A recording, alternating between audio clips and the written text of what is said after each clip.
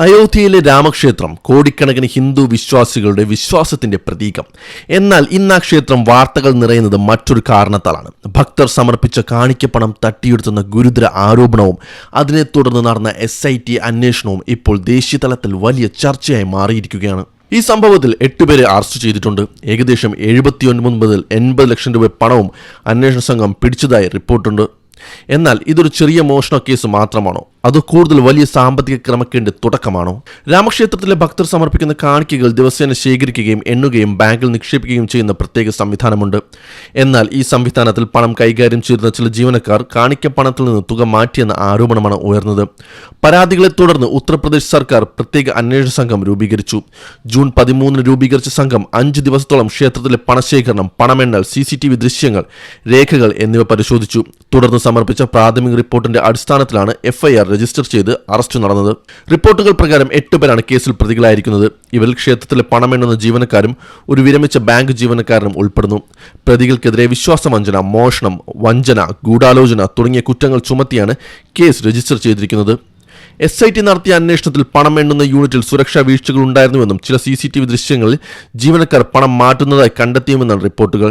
ചില സംഭവങ്ങൾ ഒന്നിലധികം തവണ നടന്നിട്ടും സമയബന്ധിത നടപടി ഉണ്ടായില്ലെന്നും അന്വേഷണ റിപ്പോർട്ടുകളിൽ പറയുന്നുണ്ട്. അതിനാൽ ഇതൊരാളുടെ മാത്രം പ്രവൃത്തിയല്ല, ഒരു ശൃംഖല പ്രവർത്തിച്ചിരുന്നോ എന്നതും അന്വേഷണ സംഘം പരിശോധിക്കുകയാണ്.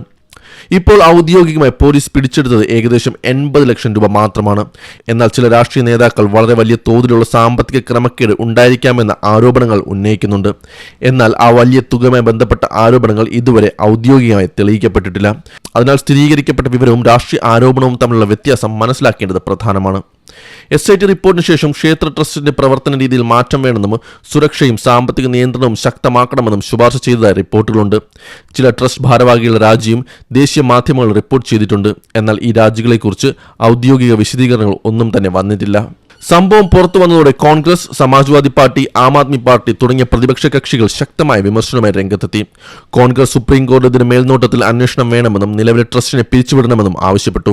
അതേസമയം ഉത്തർപ്രദേശ് സർക്കാർ പറയുന്നത് അന്വേഷണം നിയമപരമായി മുന്നോട്ട് പോകുകയാണെന്നും കുറ്റക്കാർക്കെതിരെ നടപടി സ്വീകരിക്കുമെന്നുമാണ്. ആം ആദ്മി പാർട്ടി നേതാവ് അരവിന്ദ് കെജ്രിവാളും വിഷയത്തിൽ കടുത്ത വിമർശനം ഉന്നയിച്ചപ്പോൾ മുഖ്യമന്ത്രി യോഗി ആദിത്യനാഥ് ആരോപണങ്ങൾ തള്ളിക്കളഞ്ഞു. 2024 ജനുവരിയിലാണ് അയോധ്യയിലെ രാമക്ഷേത്രത്തിൽ പ്രാണപ്രതിഷ്ഠ നടന്നത്. രാജ്യത്തിനകത്തും വിദേശത്തു നിന്നും കോടിക്കണക്കിന് ഭക്തരാണ് ക്ഷേത്രത്തിലേക്ക് സംഭാവന നൽകുന്നത്. 2024-25 സാമ്പത്തിക വർഷത്തിൽ മാത്രം ട്രസ്റ്റിന് 327 കോടി രൂപയിലധികം വരുമാനം ലഭിച്ചതായി റിപ്പോർട്ടുകളുണ്ട്. അതുകൊണ്ട് തന്നെ ഈ കേസിന് വലിയ ദേശീയ പ്രാധാന്യമാണ് ലഭിച്ചിരിക്കുന്നത്.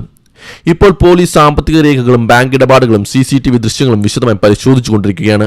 ഈ 8 പേരിൽ അന്വേഷണം അവസാനിക്കുമോ അതോ കൂടുതൽ പേർക്കെതിരെ നടപടി ഉണ്ടാകുമോ എന്ന് വരും ദിവസങ്ങളിലെ അന്വേഷണത്തിൽ കൂടുതൽ വ്യക്തമാകും. കൂടാതെ ക്ഷേത്രത്തിലെ കാണിക്ക ശേഖരണ സംവിധാനത്തിൽ വലിയ പരിഷ്കാരങ്ങൾ വരുത്താനുള്ള സാധ്യതകളും റിപ്പോർട്ടിൽ സൂചിപ്പിക്കുന്നുണ്ട്. അയോധ്യ രാമക്ഷേത്രം ഒരു മതസ്ഥാപനം മാത്രമല്ല, കോടിക്കണക്കിന് ജനങ്ങളുടെ വിശ്വാസത്തിന്റെ പ്രതീകമാണ്. അതിനാൽ അവരുടെ ഭക്തർ സമർപ്പിക്കുന്ന ഓരോ രൂപയും സുതാര്യമായും സുരക്ഷിതമായും കൈകാര്യം ചെയ്യപ്പെടണം എന്നതാണ് പൊതുസമൂഹത്തിന്റെ പ്രതീക്ഷ. അന്വേഷണത്തിന്റെ അന്തിമ റിപ്പോർട്ടും കോടതിയുടെ നടപടികളും വരും ദിവസങ്ങളിൽ ഈ കേസിന്റെ യഥാർത്ഥ വ്യാപ്തി വ്യക്തമാക്കും.